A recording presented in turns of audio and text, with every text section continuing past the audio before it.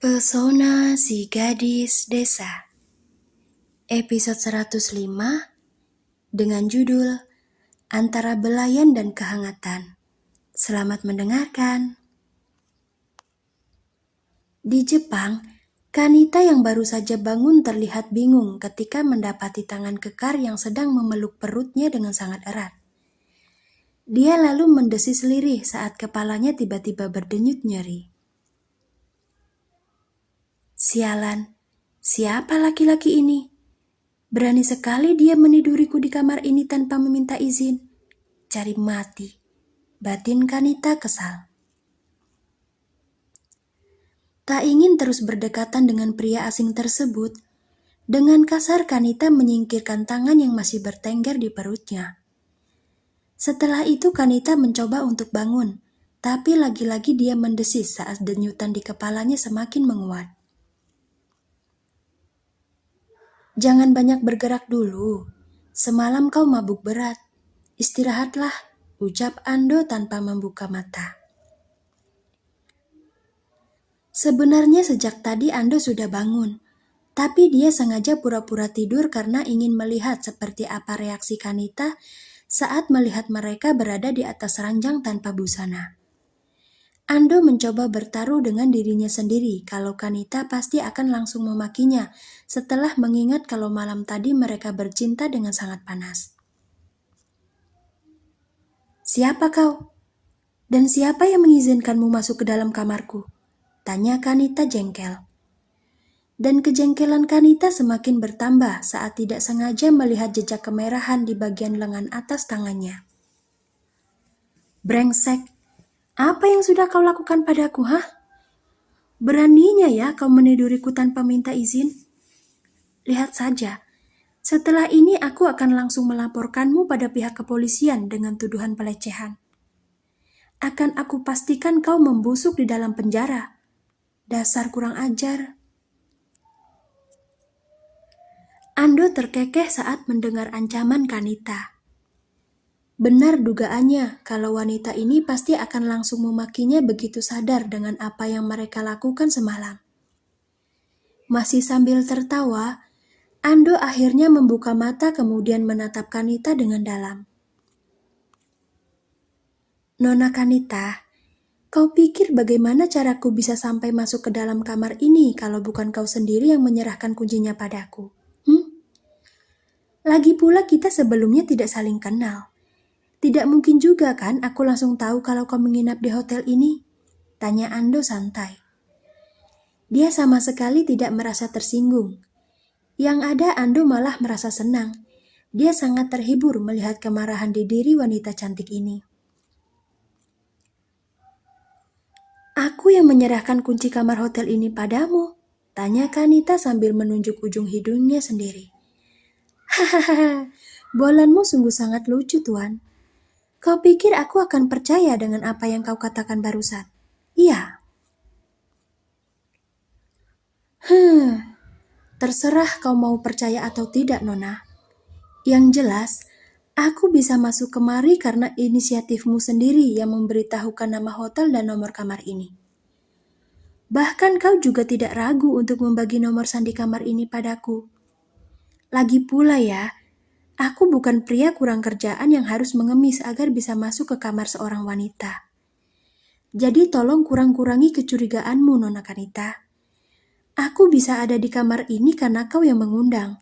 Dan aku bisa bertelanjang seperti ini juga karena kau yang menggodaku lebih dulu. So, aku rasa tidak ada gunanya saling menuduh karena di sini kita sama-sama menginginkan. Kau membutuhkan belayan laki-laki dan aku menginginkan kehangatan dari seorang perempuan. Memangnya kau sudah lupa ya betapa panasnya aktivitas ranjang kita semalam?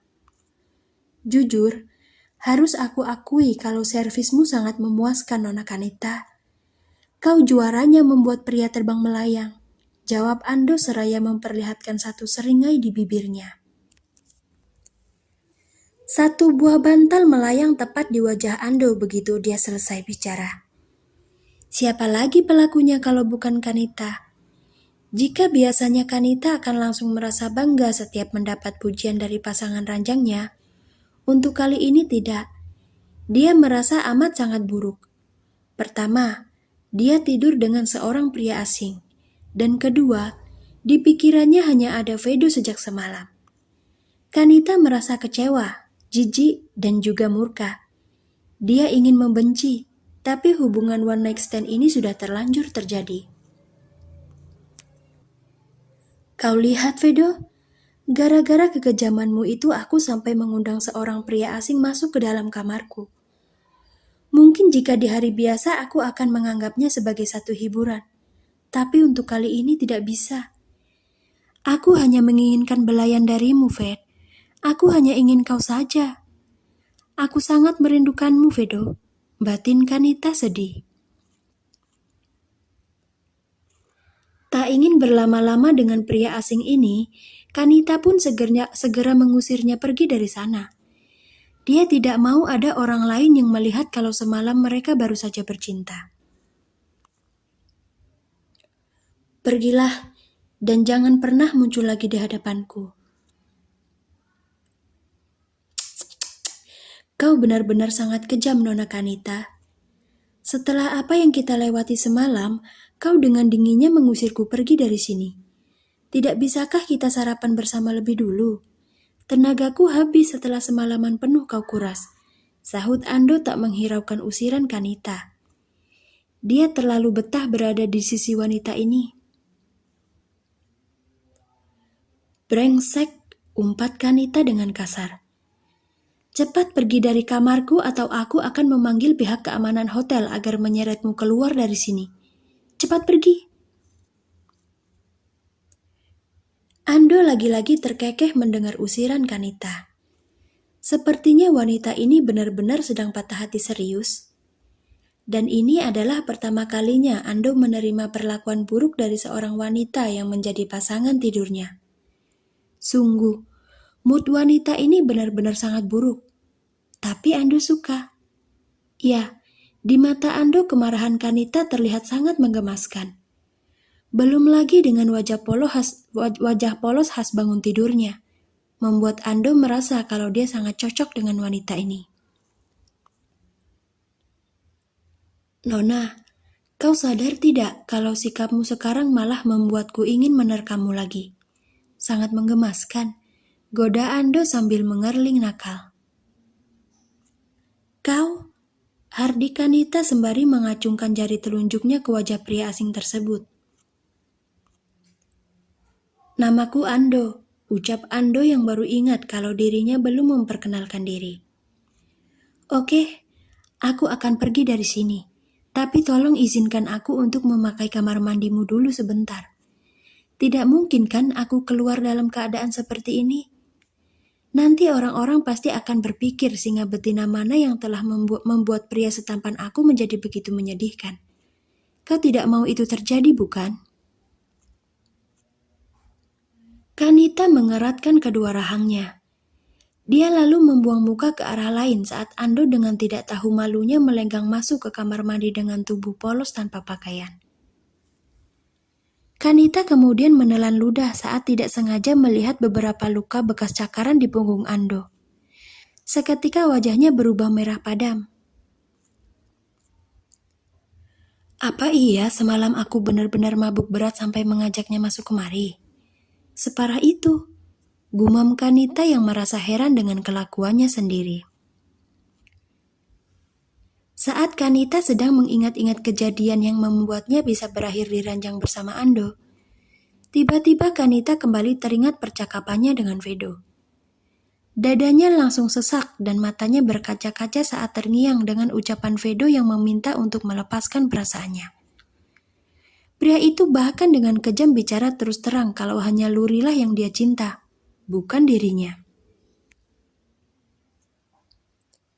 Ved, harus sampai seperti inikah? Apa kurangnya aku? Kenapa kau malah lebih memilih gadis ingusan itu daripada memilih aku yang jelas-jelas sudah matang segalanya? Kau tega, Ved. Tega, ratap Kanita sambil berurai air mata. Ando yang saat itu baru keluar dari kamar mandi memilih untuk berdiri diam di depan pintu sambil memperhatikan Kanita yang sedang menangis. Sedikit banyak dia sekarang tahu apa yang membuat wanita ini mengalami patah hati. Rupanya karena cinta segitiga di mana pria yang disukai oleh Kanita mencintai wanita lain. Sedikit miris, tapi inilah hidup karena akan selalu ada pilihan di setiap keputusan yang kita ambil. Kalau bertahan membuatmu merasa sakit, maka lepaskan saja. Di dunia ini ada banyak pria yang belum memiliki pasangan, Nona. Jadi aku sarankan kau sebaiknya membuka lembaran baru dengan pria yang baru juga. Dengan begitu kau bisa hidup bahagia, bukan malah terluka karena mencintai pria yang menyukai wanita lain. Itu konyol namanya. Ucap Ando sambil memunguti pakaiannya yang teronggok di lantai. Tahu apa kau tentang perasaanku, hah? Jangan sok ikut campur, bentak Kanita tak terima. Dia menatap tajam ke arah Ando yang sedang memakai kemeja dan celananya. Aku memang tidak tahu apa-apa tentang perasaanmu. Lagi pula aku kan hanya memberi saran, bukannya memaksa. Kalau kau merasa nyaman dengan menghancurkan hatimu sendiri ya sudah sana nikmati saja rasa sakitmu. Aku masa bodoh, sahut Ando dengan santai. Akhirnya selesai juga. Oke, kalau begitu aku pamit. Dan terima kasih untuk yang semalam. Malam terakhirku di Jepang benar-benar sangat berkesan berkat keahlianmu, Nona Kanita. See you, dear. Dan begitu Ando keluar dari dalam kamar hotel, Kanita langsung mengamuk dengan melemparkan semua benda yang ada ke atas lantai. Dia berteriak memaki Ando, juga merutuki kekejaman Vedo yang tetap kekeh tidak mau menerima cintanya. Hati Kanita sangat hancur, dan semakin hancur saat dia teringat kalau semalam Kanita lupa memakai pengaman saat sedang bercinta dengan Ando. Tak ingin terjadi suatu hal yang buruk, Kanita bergegas masuk ke kamar mandi. Dia harus segera pergi ke dokter untuk mencegah tumbuhnya sesuatu di dalam rahimnya.